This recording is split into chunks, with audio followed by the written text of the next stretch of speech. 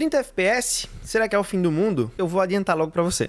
Não, definitivamente não é o fim do mundo. Muitas pessoas estão falando sobre Starfield ser um flop já prévio, né? Sem nem o jogo ter lançado, só porque ele roda a 30 frames por segundo, mesmo no hardware mais parrudo da Microsoft, o Xbox Series X. E eu vou falar uma coisa aqui pra vocês, nada disso importaria se as pessoas estivessem mais preocupadas com como o jogo vai estar no fim das contas, do que com a quantidade de frames por segundo que ele vai estar rodando. Vamos discutir um pouquinho mais sobre isso no vídeo, e não se esquece de se inscrever e deixar o like, e comenta aí embaixo o que é que você acha sobre Starfield estar rodando a 30 frames por segundo mesmo no Xbox Series X. Claro, ignorando o fato de que talvez ele rode sim em 60 FPS, pelo menos nos PCs. Afinal, o PC ele tem chance de ter hardware muito mais parrudo do que os consoles de mesa. E a gente vai meio que dar uma destrinchada sobre essa questão de frames por segundo, não só com relação a videogame, mas com relação a consumo de conteúdo também. Link para compra de produtos de tecnologia aí embaixo na descrição ou no comentário fixado. Se você gosta do trabalho que eu faço aqui, compra nos nossos parceiros ou nos links de afiliado. Você realmente vai ajudar a gente nessa jornada de criar conteúdo na internet, beleza?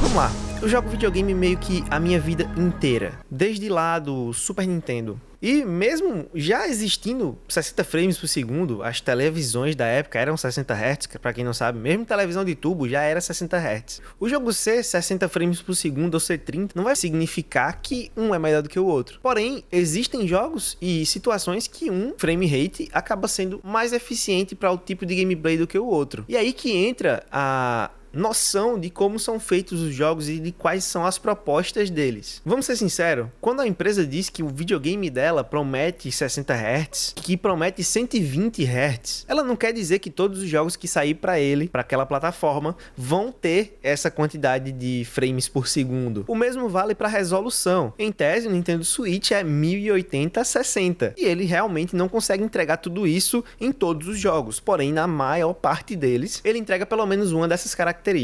E assim foi a indústria inteira por anos, por décadas, e assim vai ser por anos e por décadas. O escopo dos jogos e a qualidade de tudo que acontece ali vai aumentando tempos após tempos, e isso vai fazendo com que, por mais que os hardwares evoluam e façam com que a tecnologia fique muito mais eficiente, muito mais potente, tanto energeticamente quanto na utilização dos componentes em si, e ainda assim eles não acompanham o avanço tecnológico da execução de jogos, da confecção de jogos. A quantidade de refração de luz, a quantidade de reflexão, ou mesmo a quantidade insana de polígonos e o tamanho exagerado, muitas vezes, de mundos abertos e extremamente responsivos e extremamente vivos, no caso, acabam dificultando toda e qualquer evolução de hardware. E aí muita gente se pergunta, mas Pablo, e os SSDs super parrudos, as memórias DDR6 com até 16 GB de RAM e os 12 teraflops? Cara, tudo isso importa, mas não apenas no gráfico e não apenas na velocidade, no desempenho do jogo. O escopo do jogo também importa para essa somatória, tá ligado? Então, por exemplo, tecnologias de física, de velocidade, de distância, tudo isso que acontece nos jogos de hoje só são proporcionados pelas tecnologias que foram melhorando. Imagine que lá no Super Nintendo, que você muito provavelmente vangloria porque muitos jogos rodavam a 60 frames,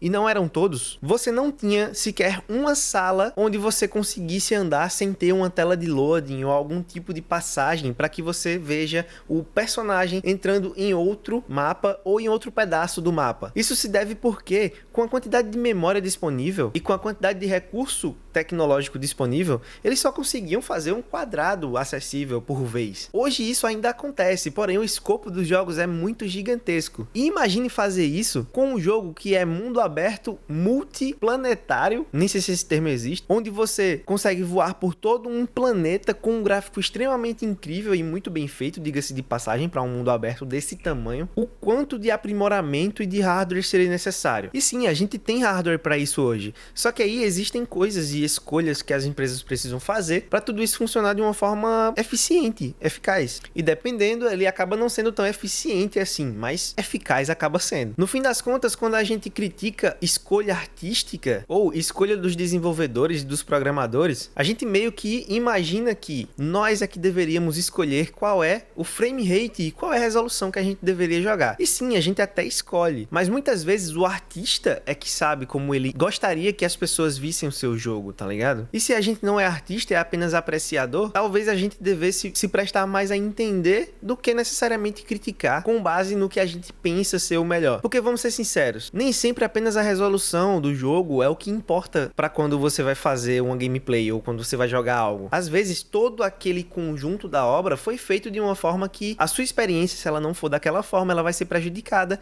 e é capaz de você julgar eles por algo que eles nem fizeram e foi você mesmo que configurou. Então talvez seja muito mais inteligente da parte deles colocar a visão deles disso e você apreciar ou não apreciar e deixar pra lá, porque talvez seja essa a melhor forma de você evitar a própria chateação e evitar discutir algo que talvez a gente não conheça e não seja lá a nossa praia, tá ligado? E vamos ser sinceros, a partir do momento que a gente confia num dado que é tipo máximo e não na média daquilo, a gente já tá aceitando ser enganado, tá ligado? Até porque as empresas elas colocam os dados máximos delas não necessariamente para que a gente acredite que eles são o padrão. Eles não são o padrão, eles são o máximo. E isso é extremamente importante em tudo que a gente vai comprar. É que nem você correndo. Se você for correr, você corre no máximo 20 km por hora. E por no máximo 4 horas. Mas não quer dizer que você vai correr a 20 km por hora por 4 horas a todo momento. Entendeu a lógica? O seu pico não é o seu padrão. E isso acontece com absolutamente tudo no mundo. Inclusive, por exemplo, com smartphones. Eles fazem a propaganda com o smartphone chegando até 1500 nits. Mas na verdade o smartphone ele fica ali setado em 700 nits. E quando você sai no sol, que ele vai pro pico dele de nits, logo rapidinho, quando ele esquenta, ele precisa voltar pro 700, ele fica escuro de novo mesmo no sol. E obviamente ele vai gastar muito mais bateria, vai esquentar. Então por mais que ele tenha aquele número máximo, no fim das contas ele vai funcionar 700 nits na maior parte do tempo. E vamos ser sinceros, já é incrível 700 nits. Antigamente nem isso tinha. Antigamente nem brilho tinha em tela, então vamos combinar, né? Enfim. A minha conclusão nem é um conhecimento tão técnico assim, é algo que a gente vai entendendo quando a gente conversa com a indústria, com criadores de jogos e com desenvolvedores e tudo mais, e até mesmo com artistas gráficos que têm suas próprias limitações durante o trabalho. Como eu não sou artista, pior ainda mais pra mim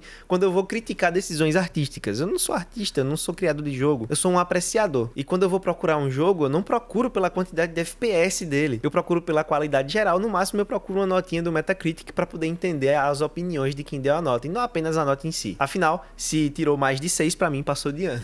Aqui na nossa comunidade a gente é bem assim, a gente não costuma estar criticando coisas sem ver antes, a gente no máximo dá a nossa opinião e a vida segue. Talvez a gente não precise brigar caso um jogo agrade alguém a 30 frames por segundo, assim como a gente não precisa brigar com uma pessoa que gostaria de ter o jogo a 120 frames por segundo. Cada pessoa joga videogame da forma que quer, né? A única coisa que eu acho que não deveria acontecer é justamente essas duas pessoas se criticarem pelo próprio gosto e pela própria forma de jogar videogame. Então seja você um jogador de PC Master Race com jogos a 120 frames por segundo com seu monitor a 144 Hz, ou você é um jogador de Nintendo Switch ou Xbox Series S que roda os jogos em 720p ou 1080 a 30 frames por segundo, dá pra jogar videogame e ser feliz com ambas as situações. E eu tenho certeza absoluta que quando lançar o Starfield a 30 frames por segundo ou a 60 no PC, todo mundo vai jogar igual e vai se divertir, e muito provavelmente vai ter um mundo gigantesco pra passar horas e horas do seu dia. E não precisa ter estresse por isso, porque é coisa do dia a dia, mano. A indústria nunca vai ser baseada nos 60 frames, enquanto artistas tiverem que fazer uma escolha para que o jogo funcione da forma que eles idealizaram. E muitas das vezes a gente vê, por exemplo, cinema passando filmes a 60 frames e simplesmente não fica bom, porque a gente tá ciente de que os 24 frames do cinema funcionam muito bem para aquilo que ele se propõe. E talvez para os games, cada jogo específico tenha a sua frame rate necessária para funcionar bem e agradar o público-alvo dele. Talvez se você tá preocupado com frame rate, aquele jogo já não era necessariamente feito pra você, tá ligado? E isso ocorre comigo também. Afinal, CSGO dizem que é melhor jogar de 120 frames pra cima, então eu com meu monitorzinho de 60 Hz talvez não aproveite todo o jogo. Não sei que quando eu jogo FPS aqui, pelo menos um Call of Duty Modern Warfare 2, eu me divirto bastante. Ou um Gundam Evolution, por exemplo. Novamente, fala pra mim o que é que você achou desse vídeo, o que é que você achou desse assunto. Se você tem algo pra acrescentar, por favor, fala aí nos comentários. Como sempre, link de afiliados aí na descrição, no comentário fixado. Compre nos nossos parceiros, você acaba ajudando a gente também. Muito obrigado por assistir até aqui, espero que eu veja vocês no próximo vídeo, valeu, fui!